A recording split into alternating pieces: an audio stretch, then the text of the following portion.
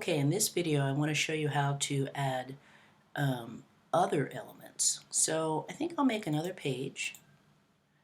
I'm going to click here.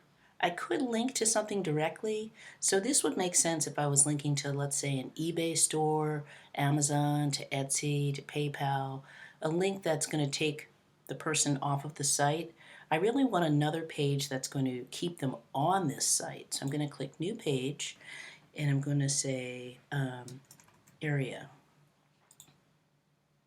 Now here in Area, I'm going to go back to Insert and drag this out again. Now when I click here, I did Image, I did YouTube. Know that you can do a calendar and a map. So I'm going to do Map, Enter Location. Okay, I'm going to enter into El Cerrito, California. Okay. Oh, that's right, it's Noe Valley. So let me say Noe Valley. Here we go. And I can zoom in. And great. Select. And there is my map. I can click and drag and make this a little bit bigger. There we go. We service the following area, for example. We love Noe Valley.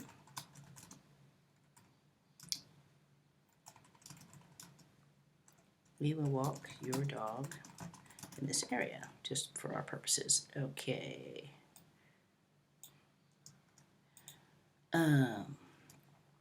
Okay.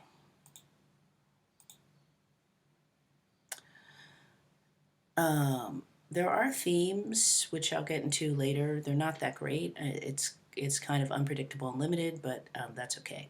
So here is a 3-page site. And it's automatically been saved. Now this is how you share it. Share with others. I want you to click the share button, and then you are going to type my email. There are 2 levels of permission. Can edit, can view published. So go ahead and give me editing privileges. And for now, we are done. As you can see, this was made for my students, and they'll be sharing their sites with me. So the easiest way to share a site without publishing it is to add someone's email and give them editing privileges. If you are ready to publish, that's completely different, and I will show you that